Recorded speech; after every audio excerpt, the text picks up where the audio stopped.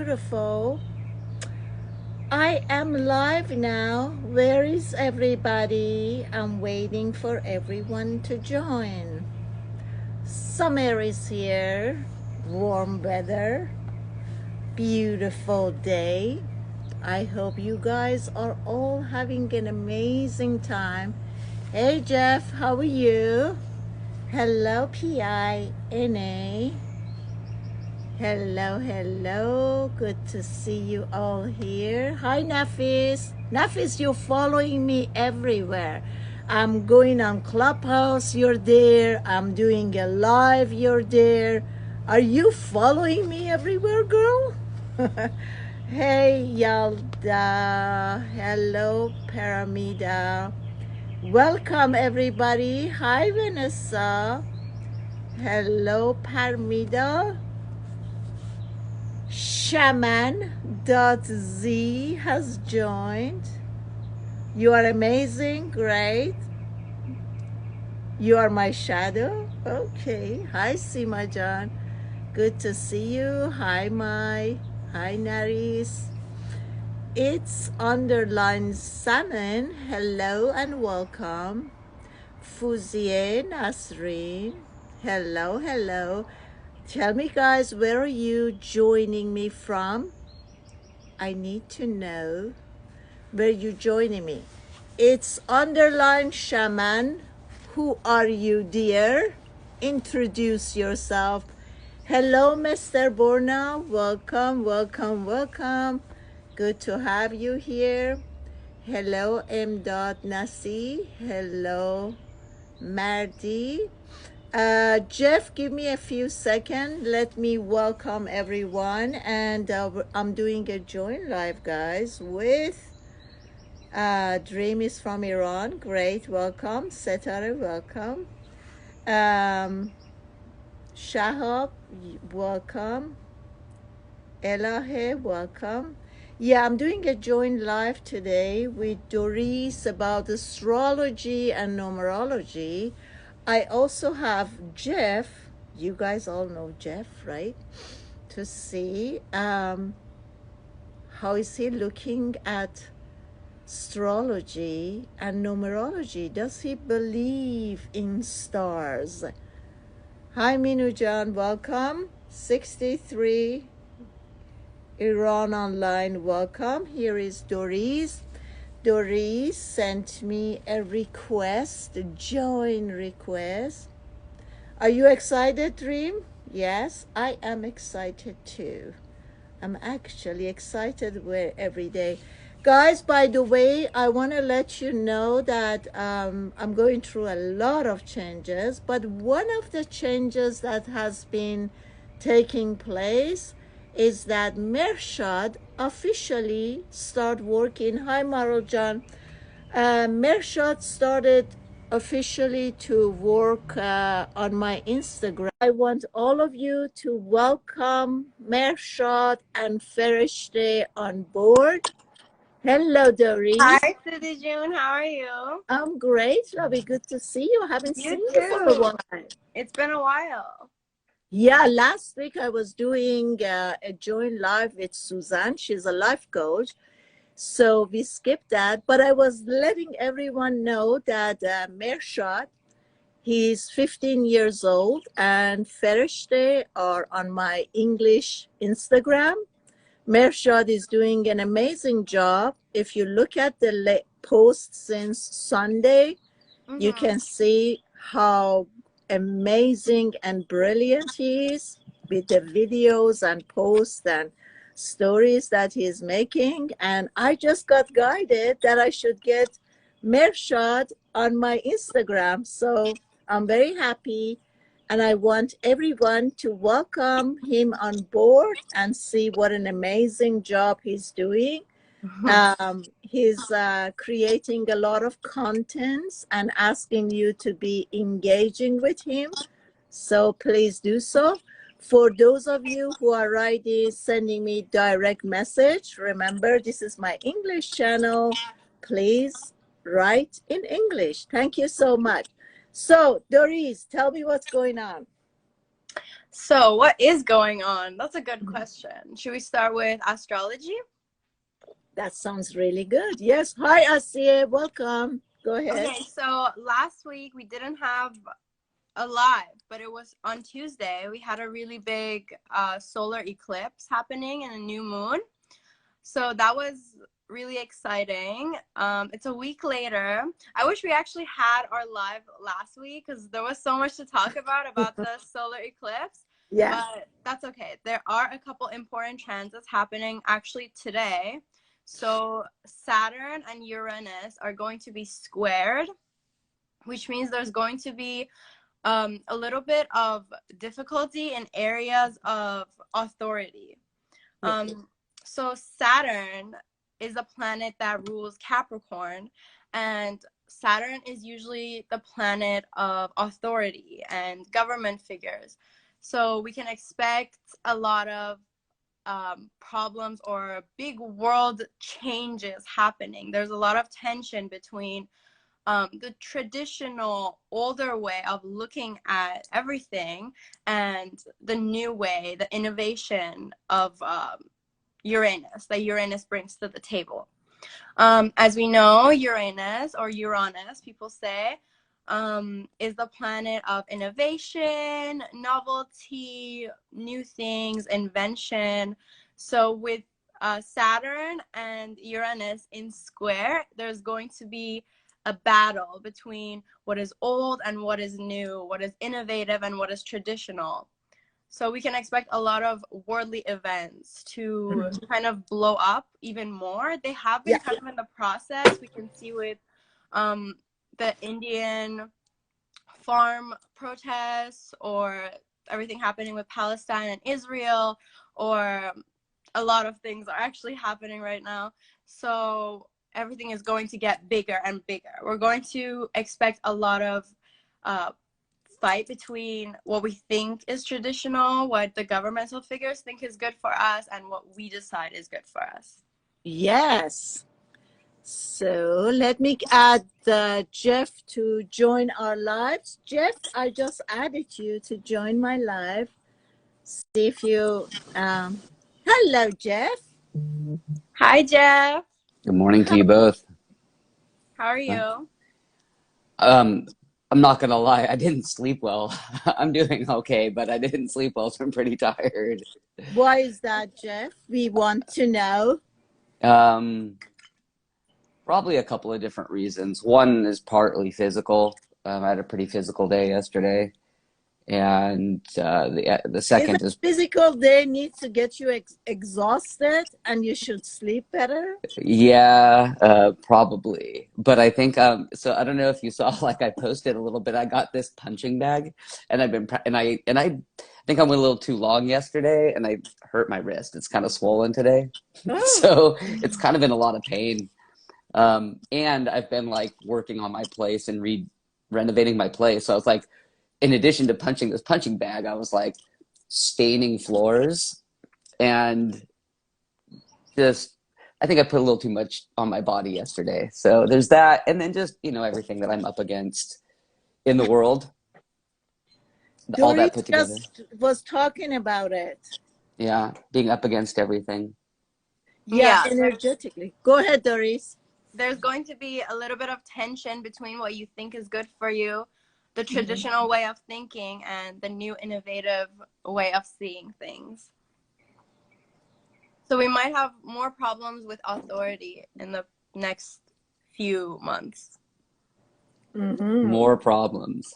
I know, it's been building up. It's going to get bigger and bigger. Yeah, I was just in Clubhouse. I was invited to be with loads of psychologists again. So I was there for 2 hours, and everybody is it's great because everybody is coming from their own version of thing. And the subject of today was, why do we stay in a toxic relationship?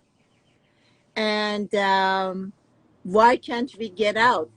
So it was very interesting, and everybody was coming up with their, and I came up with my own boring thing that I said, I believe that our subconscious mind, this amazing part of our brain, pretty much is working on 4 levels. It's self-love, worthiness, being deserving, and being enough. So I said these are 4 areas, 4 apps in our subconscious mind, and everyone is going through what their subconscious mind has decided to put them there, what level.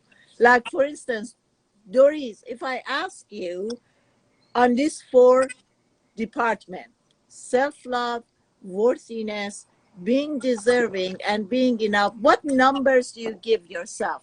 0, absolutely nothing. This department is empty. Hi, Ladan, welcome. 100 is, of course, I am on top. What number do you give each department? Okay, so for Self-love? self-love, I would give like 8.5. What's the other one? 8.5. We're going from 0 to 100. So, Oh, 100. Okay, 85. 85. Self-love is 85. Worthiness, 10. 10 out of 100. Oh, sorry, 100, I mean. Worthiness, you give yourself 100. Okay. Or like 99. Okay.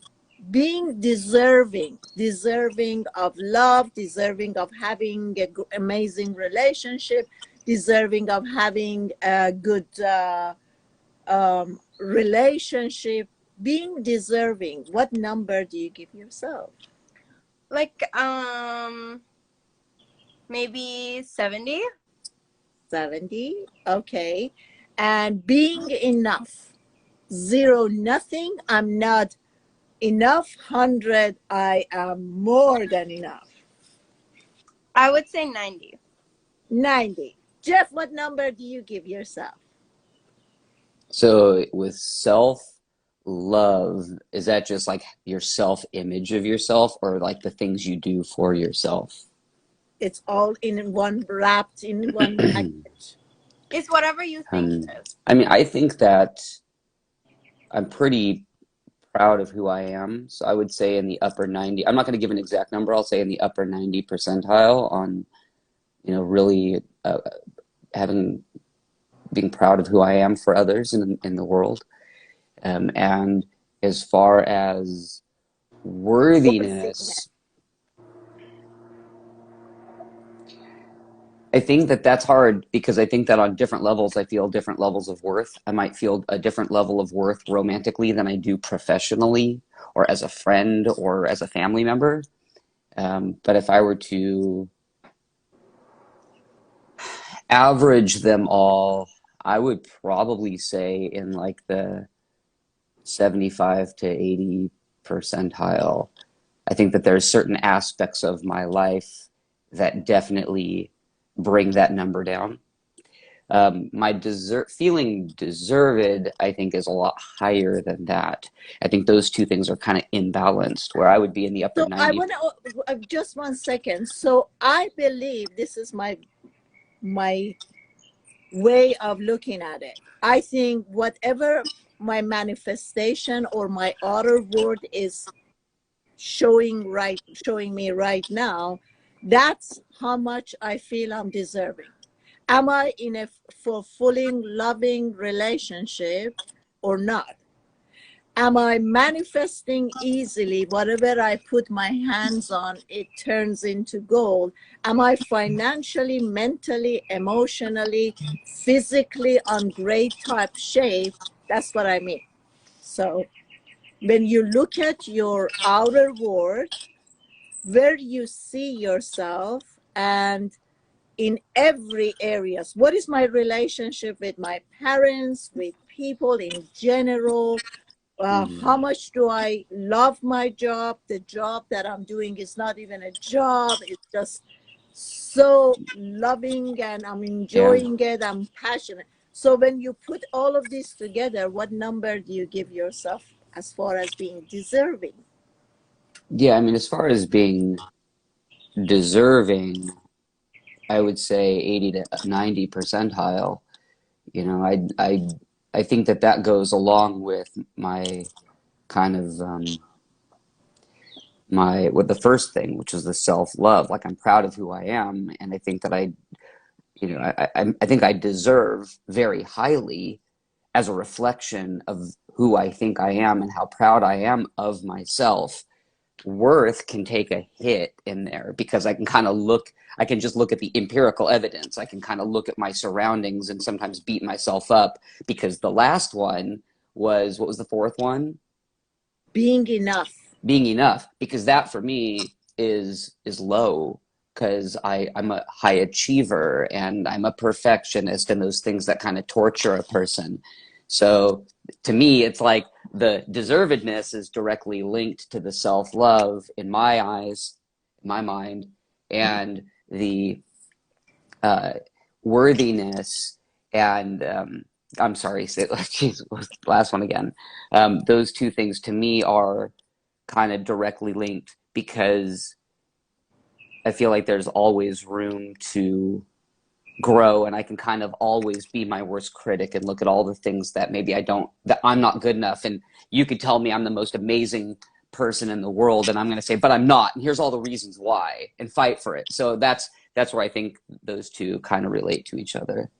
Yeah. So when it comes to self-love, the way I measure it is how perfectionist I am. Because if I'm a perfectionist, that means I do not love myself.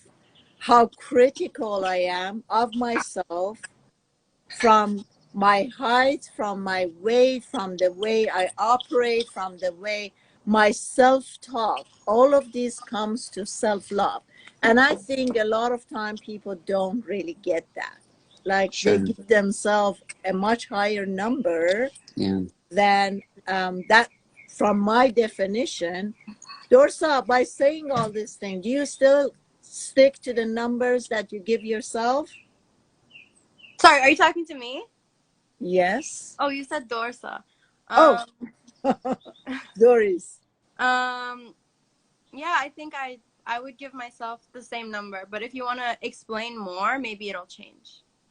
Yeah, like I said, when it comes to self-love, oftentimes people think, do I take a shower every day? Do I eat well? Do I eat organic food? That's a very small fraction of the wholeness. The wholeness is, how do I feel? Do I feel good? Am I in a state of surrendering? Am I flowing with life?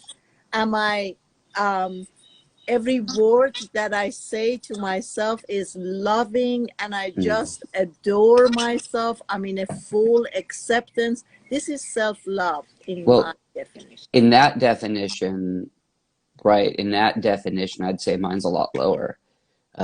Because now, yeah, I'm a lot lower because I, like you said, tying into perfectionism. I mean, I beat myself up every day, and I'm very over analytical, and I mean, part of that's helpful. As a coach, it can be helpful to be analytical because I'm the one that's neurotic over here, thinking of all the different things, Yeah.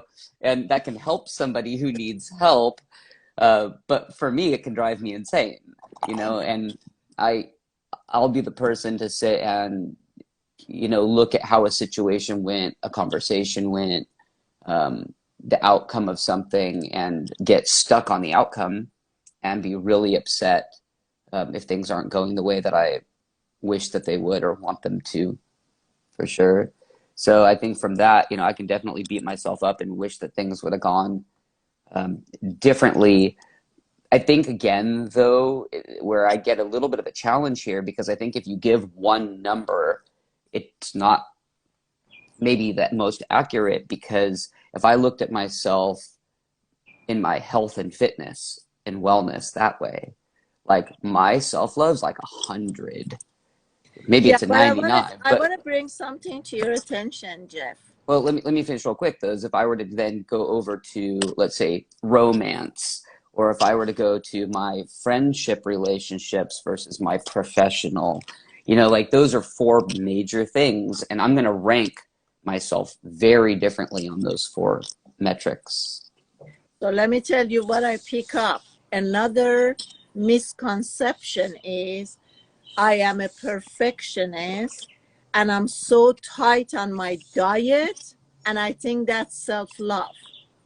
Oftentimes for people who are self-critical and they're beating themselves up and they're OCD, they have a perfect diet and they work out. So do you see what I'm saying here? You're saying that people that have a higher self-love let things go a little bit? No, that's not what I'm saying. No, you're saying that if they're super strict. Yeah. So what I'm saying is, I said, do not make a mistake that if my diet is perfect and I'm exercising every day, that comes from self-love. On the contrary, I it got you. comes from lack of self-love because I'm so critical and OCD that I make sure that I'm drinking filter water, or I make sure that Sure. I'm eating organic. That Yeah, not I got necessarily, you. you got me? Yeah. Yep. Yeah, Yeah. I get that.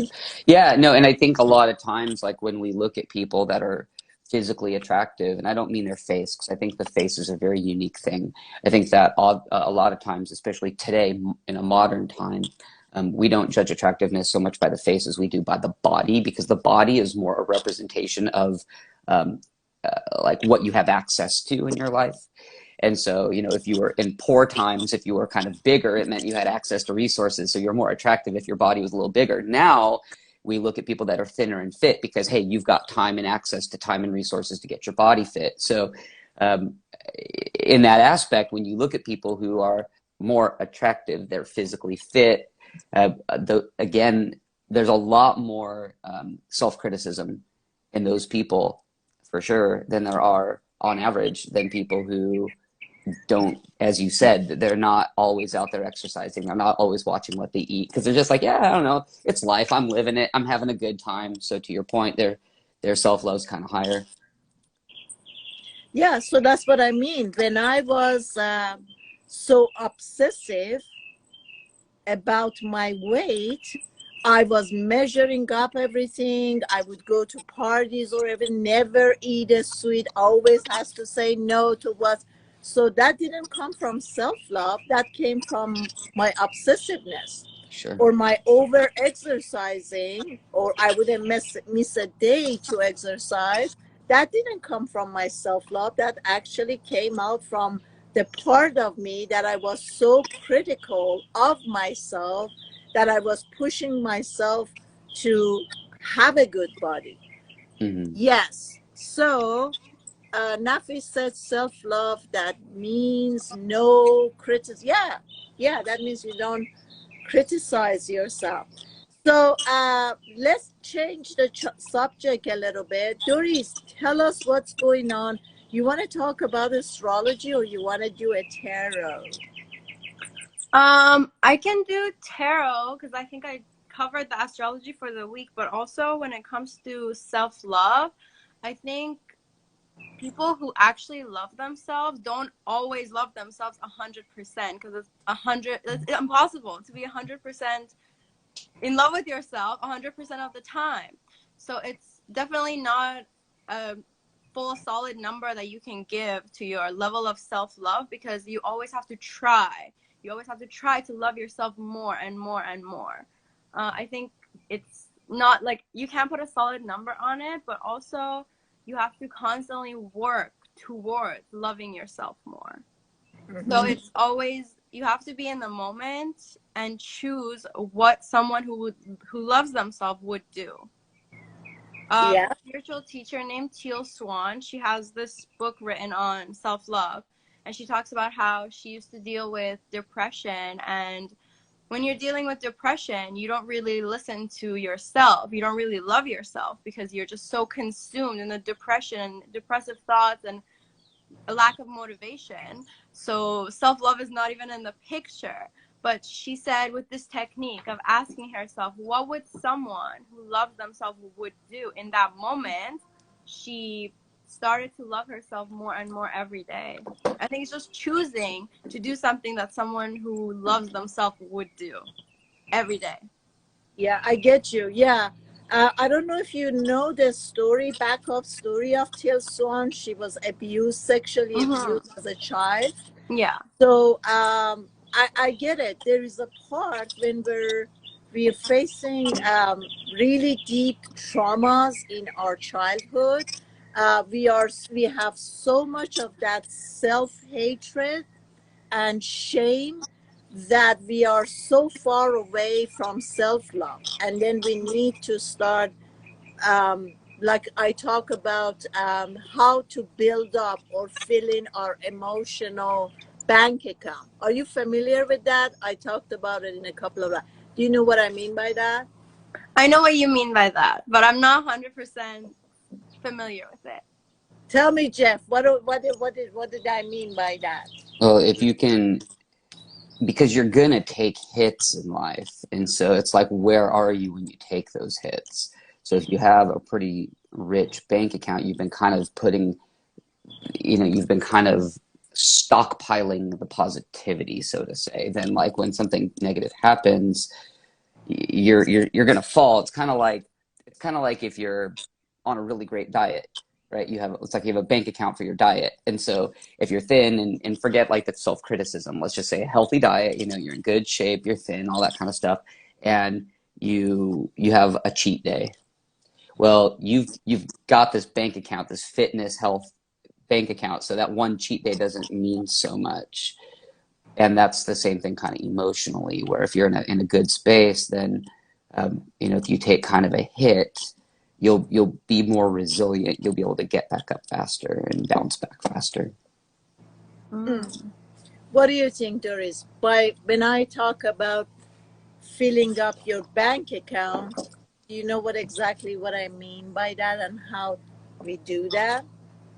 I think by building like a consistent ritual to ground you every day, because as Jeff said, things happen, life is a roller coaster, it's never going to be all uphill, it's going to fall down.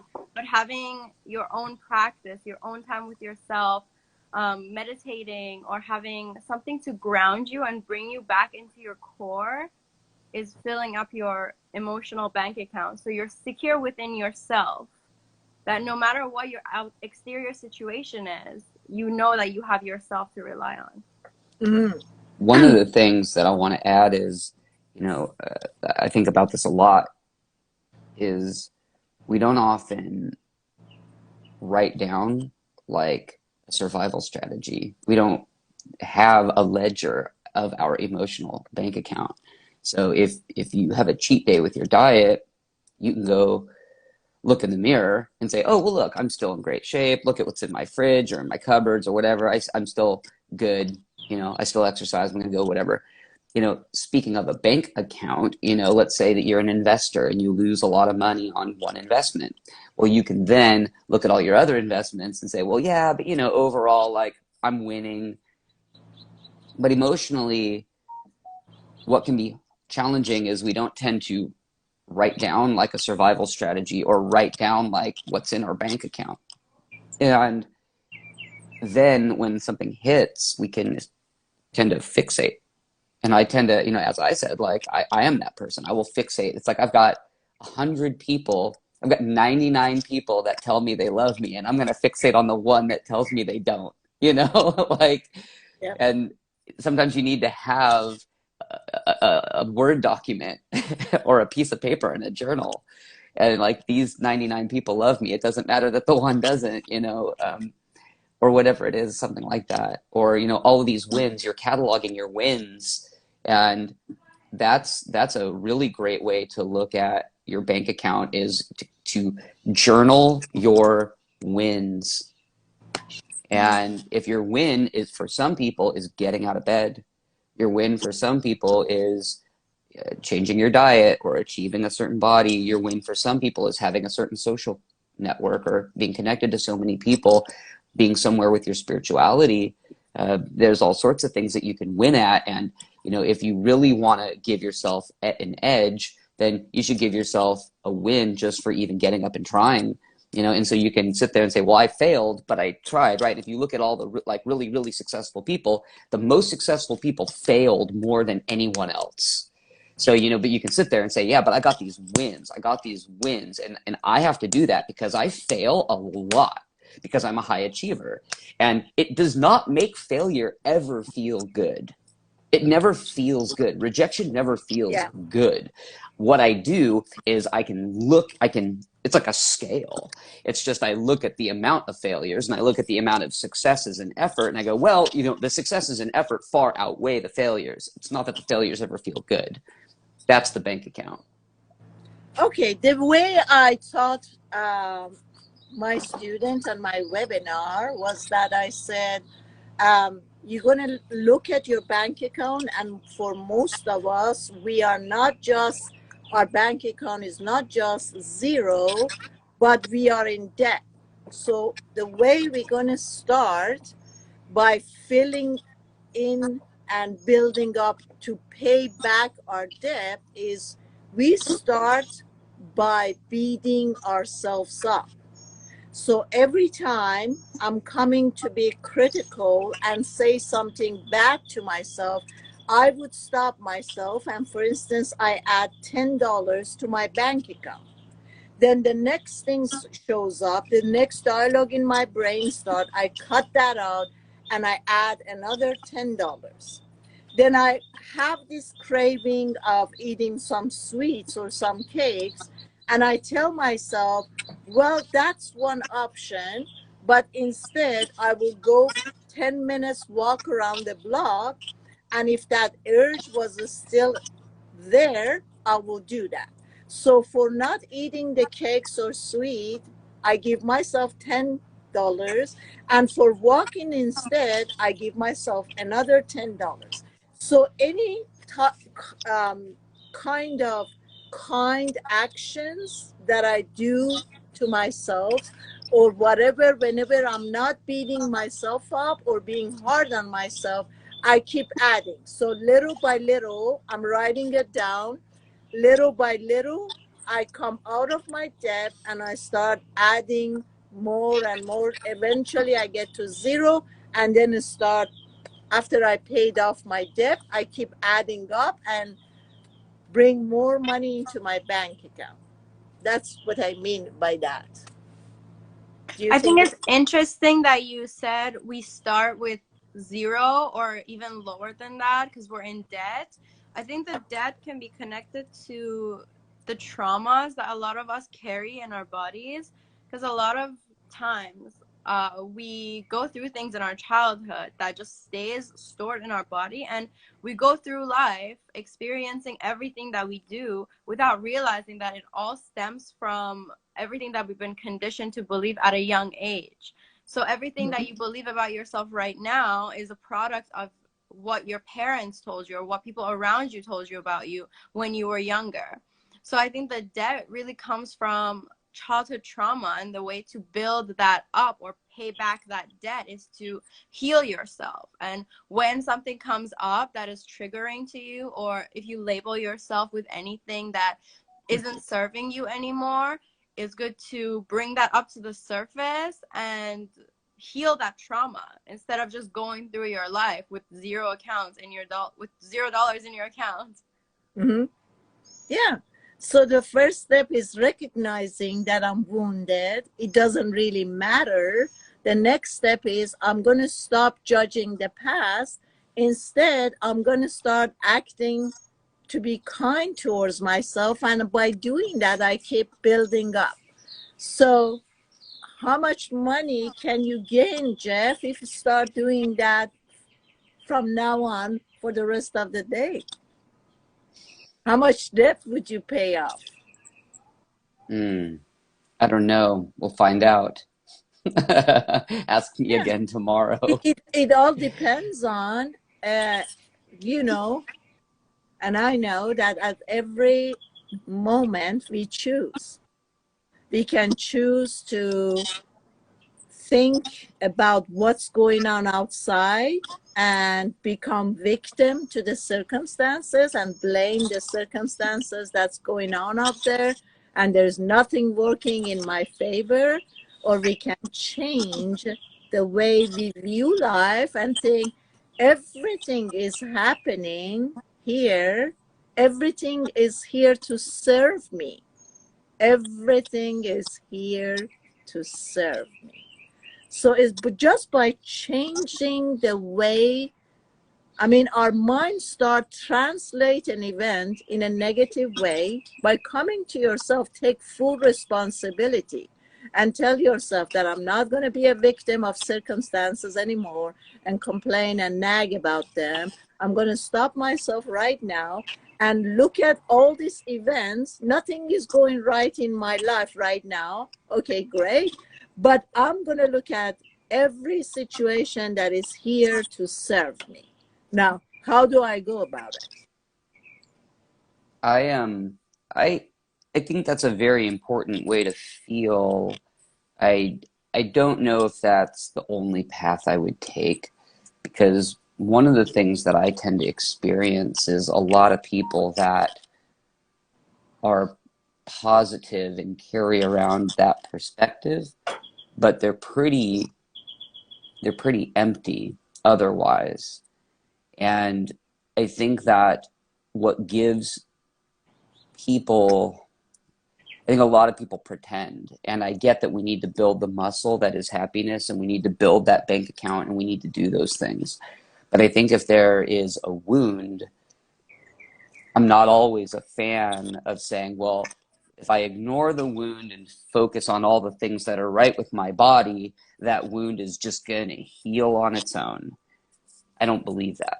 And I think, again, a lot of people that do kind of move through life that way, they occur to me as very just fake and superficial, because they're living in this protected headspace.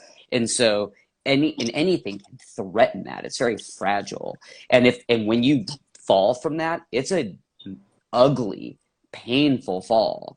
To be like, oh, I've been lying to myself. And then you kind of get into that sort of downward spiral of, I'm really miserable, and I'm really injured, I'm wounded, and I've been lying to myself this whole time.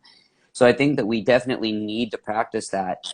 And I think that one of the things that has helped me in life is when there is a wound, to, as fast as possible, and I'm not always successful, rip everything off and get to the core of that wound, get to the depth of that wound as much as I can with all the tools I have available to me. But that's me. I very much confront problems, and I've always been that way. There's a problem, let's confront it, let's attack it, let's get to the root of it, and we can heal that. We can work with that. So I think that that's my way of kind of adding to that, to move forward with depth and richness and having a really solid foundation. Yeah, I have to agree. I don't think ignoring your problems is actually at all what we're talking about either, but I don't think that's the way to do it.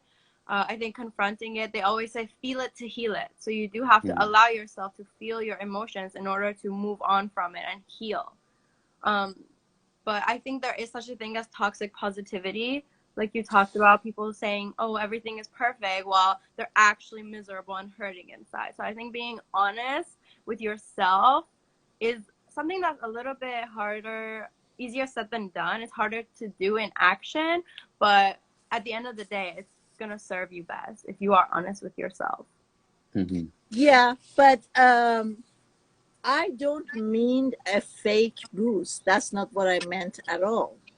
It's just the mentality that you have. It all comes back. If you feel that you're wounded, it's the frame of your mind. On the contrary, I think the people who are saying, I'm going to find the thing, I'm going to attack it, I'm going to go about it, I'm going to heal it, they're never healed. I think they are the dishonest one, that they're thinking that, oh, I find my wounds and I have the tools and I have worked on it. I haven't seen that. the majority of time, what I'm facing right now, people are so drowned into their wounds and their darkness, and they never get out of it. I've seen that for many years. I've worked with many, many people. I've seen many healers around me that have that language. Oh yeah, you got to feel your emotions and you got to go for it and you're going to heal it, and they will never heal. 10 years, 15 years. I told one of my healer friend years back, I said, when is this approach going to stop? I think the problem with this approach is we build a story around our wounds. And by building a story, we're not actually getting to the core of it. We're just getting lost in our ego. Because our ego just wants to build a narrative and build a story and connect itself to something, attach itself to something. So when we build a narrative of, oh, I'm wounded because this happened in my childhood. I'm this way because of my mom. I'm that way because of my dad. When we attach these issues with our past and we're so identified with it, it can be counterproductive in our healing because we're just getting lost in what we identify with. Yeah. So that's what I see a lot, that people are, no, I don't want to ignore my emotions. I'm not saying to ignore your emotions. I'm saying, yes, be really tapped in, tuned in to your emotions and your bodies, but being tapped in, tuned in to your emotional body here doesn't have the past. I think where people get confused is that, let me go back to the past and find this pain, and there is never ending. Law of attraction says wherever your energy goes, wherever your mind goes, that will become your experience. So how often people have gone to their past and their wound, and they got healed and they came back. They're in a constant role of getting deeper and deeper, because what you look for, you will find. I still think that feeling to heal is the right way to do it, but I think it's, like I said, easier said than done, because when you feel your emotions, you don't have any story attached to it. And when you allow it to pass, it just passes and you're no longer in pain. So if you're feeling some kind of way in your body and you're like, oh, this is because of this thing that happened in my childhood, and you keep building and building and building this narrative around it, then you're not actually feeling it. You're just giving it attention, but also building a narrative around it. If you're Very giving good attention, point, Doris. but without any story and just feeling it without any thought, being completely present with it, then it will heal. Very good point. I don't disagree with that as well, because you know, I think sometimes I've had this experience, and maybe you guys have had this experience, where you meet like an old friend, and like the old friend doesn't see you now as the person you are now. They see you as the person that you used to be, and there's like this weird disconnect where you're trying to just be like, look, I'm who I am right now in life. Yeah, there was that person when we used to connect a long time ago, but that's not who I am now. And I've had that, you know, to me, I always thought growing up, I used to think that one of the most insulting things that my friends would say that I don't see very often is, well, I know how you are. And I thought, well, no, you know how I used to be. You don't know how I am now. That kind of speaks a little bit to that living in the present and not always being tied into the past. Because when somebody goes, well, I know how you really are. I know how you really are, you know, because I've known you forever. That's kind of like limiting your ability to grow and change and evolve and be present with who you are now. I think there's a bit of truth in what we're all saying. I think that, you know, I'm always just looking at, sometimes I think that when we focus on some of the tools that are offered, whether we're offering them or they're offered to us, it can be hard to find them. You know, I'm not saying anybody here is saying that, but, you know, if we just say, well, just think positively and don't get trapped in the story of your past and don't worry about the wounds, like focus on how everything is serving you. Yes, it's very powerful to adopt that mindset. Sometimes I think that like that small that small little leap or step, really, that small step seems like two cliffs with a giant chasm in between. And I think that sometimes by feeling the past or addressing it in some way, you're helping to build a bridge from one side to the other and say, now that you've looked at all these things and felt these things, you can see now that they have really served you to become who you are, give you some perspective on helping you adopt that mindset of seeing everything as serving you. So Yeah, let's just get back. Go ahead, Doris. I think the reason why it might seem a little disconnected is because if you think, oh yeah, just think positively and everything will work out. That's not necessarily what we mean. I think what we should do is to stop thinking altogether, because the thinking mind is always running and it's creating stories and building a narrative. But when we stop thinking, we stop to identify with even the positive, the negative, everything, then you notice that there's so much wisdom inside you that you don't have any access to, because your mind is always running.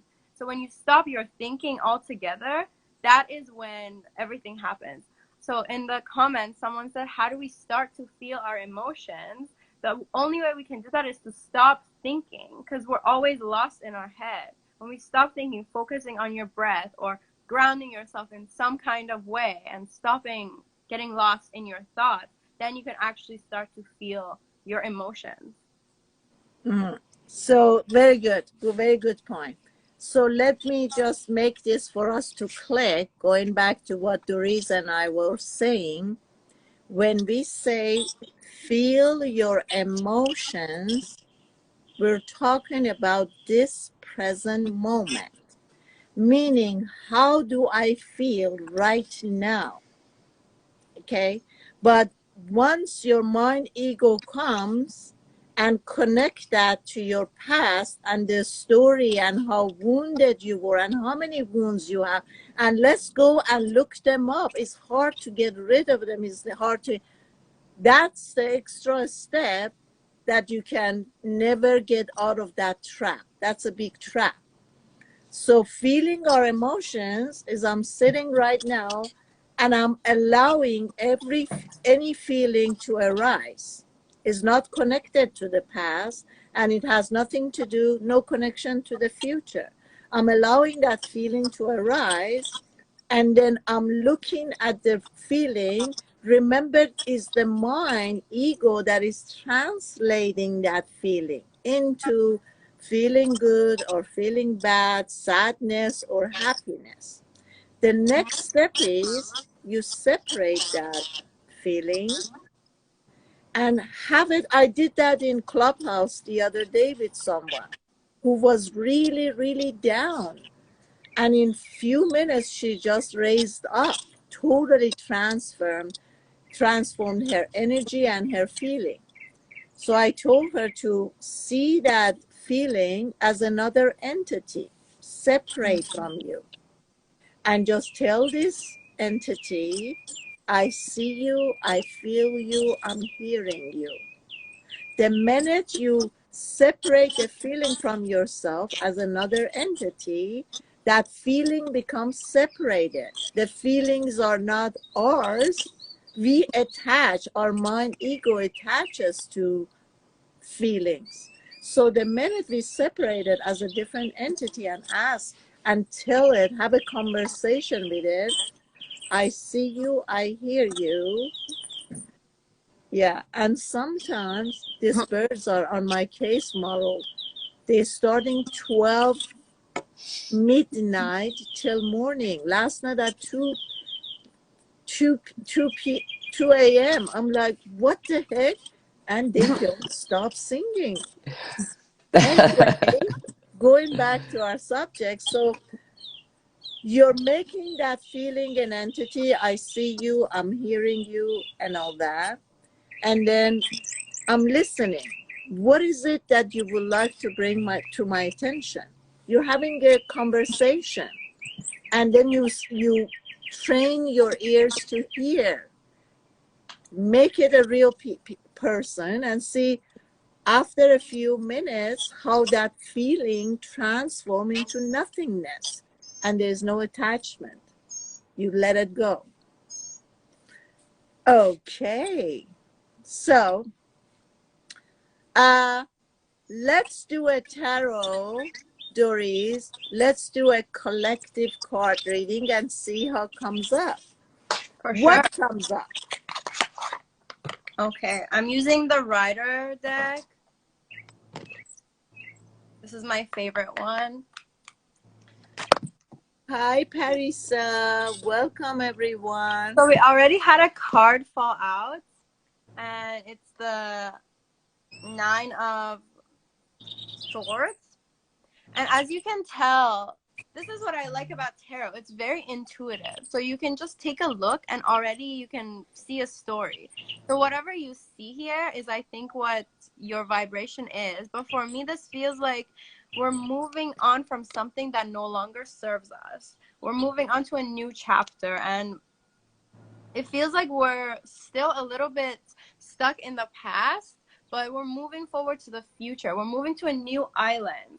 So it's hopeful. It's looking good because we are done with this old stagnant energy. We're moving towards new, better, faster moving energy. Okay, it feels like some of us feel a little bit isolated and defeated, and like we don't have anyone on our side. There's no one that could help us. We feel like we are ashamed, fearful, feeling guilty, all of those things. And okay, we are not being as grateful as we could be. We're not practicing gratitude like we should be.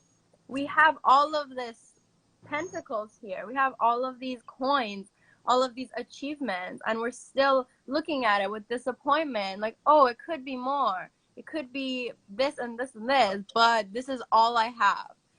And this kind of perception is a lack mentality. You need to move into abundance. Yeah, they are tarot cards. Yeah, it really resonates with the energy that's going on right now. Mm-hmm. So the next card we have is the Ace of Wands. This feels like a new beginning.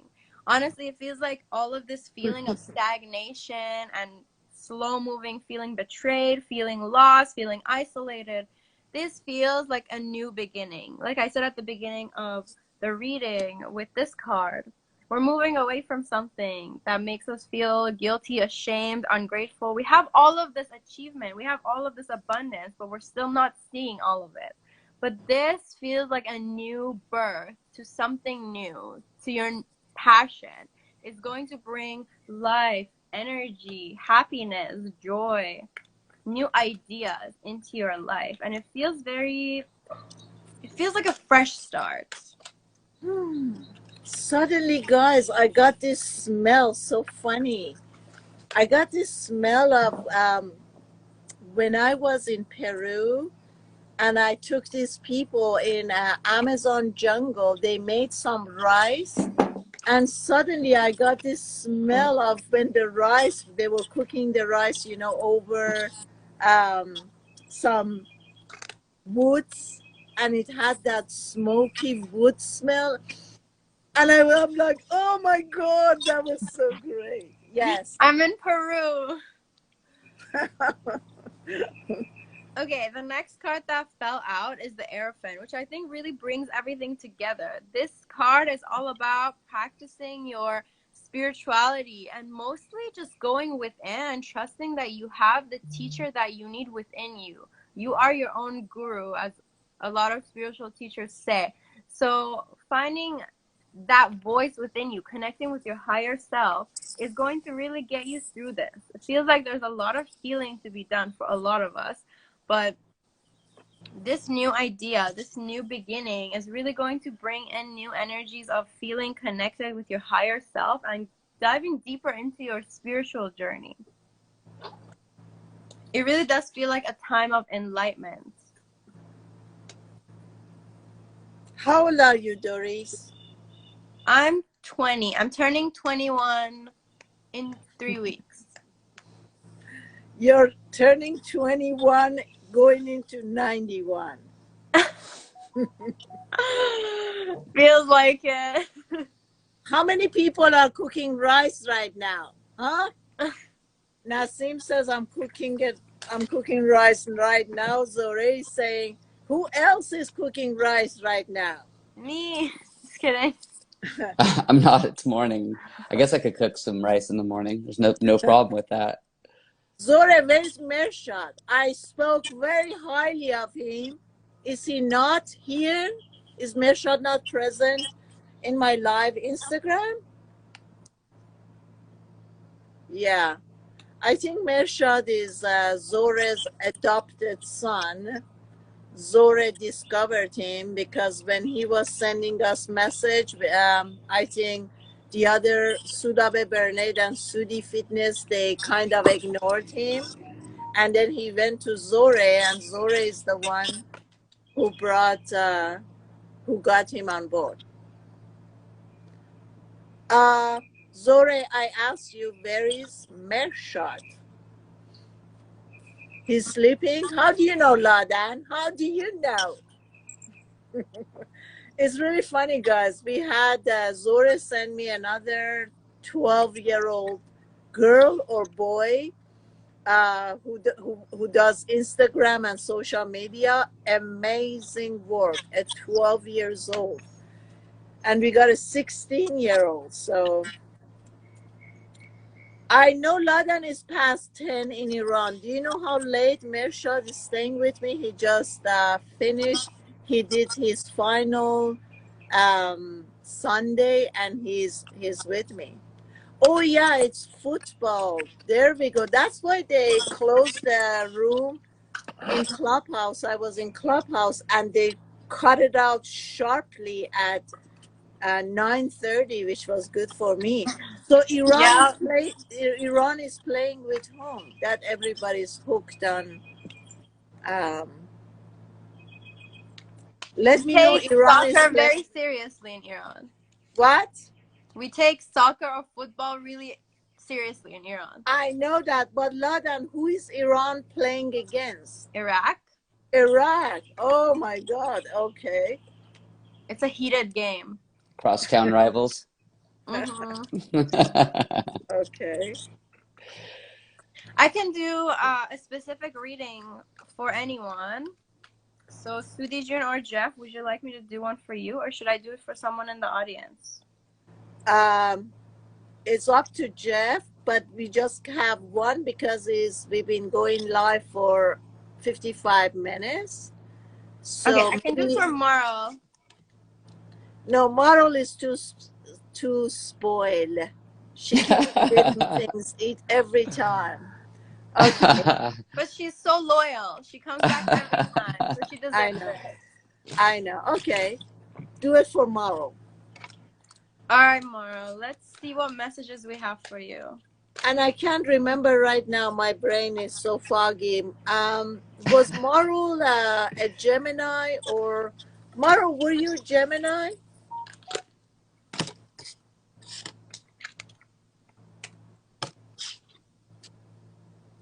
It's really hot today, guys. We have our first day of yeah, Marl is Gemini. Yeah, I remembered. I'm not that blocked. So First day has of your what? birthday passed, or is it coming? Because it's Gemini season right now.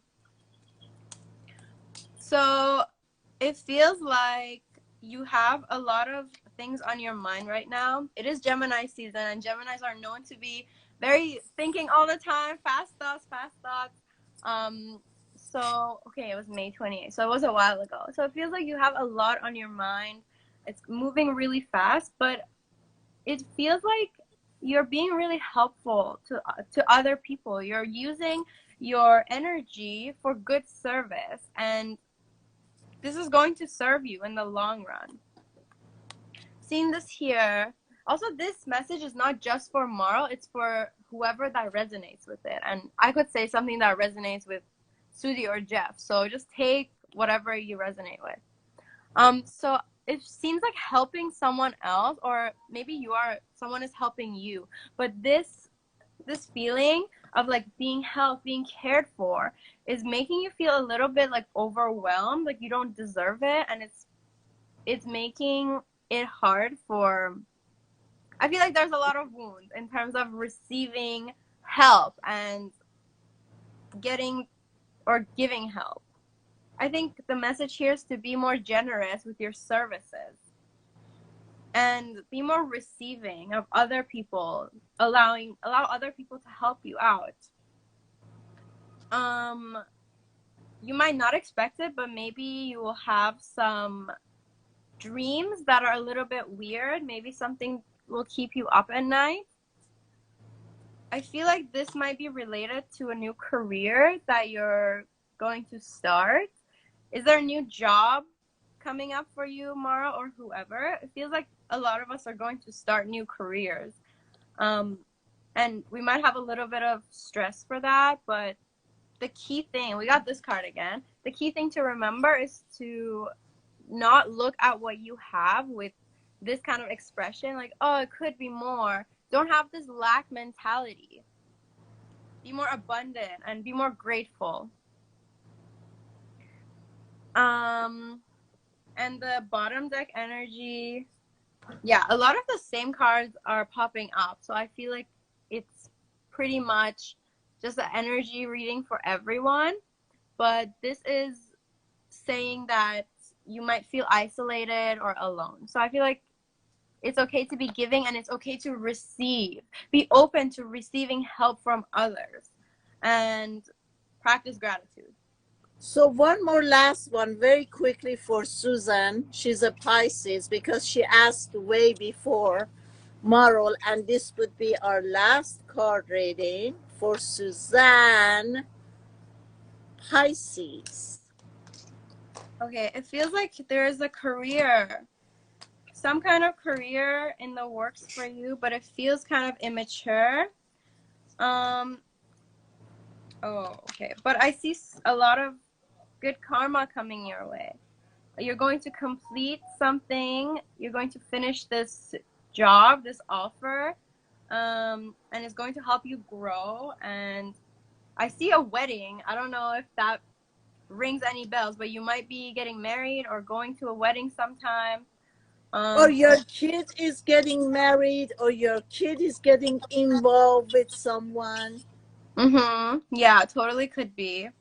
But I see a lot of happiness. You have this card. It's like the most happy one could be, 10 of Cups. So it's a very good reading. A lot of good karma, I feel. You have collected a lot of good karma, so justice is on your side. Yeah, that was it. Get that cat out of the camera.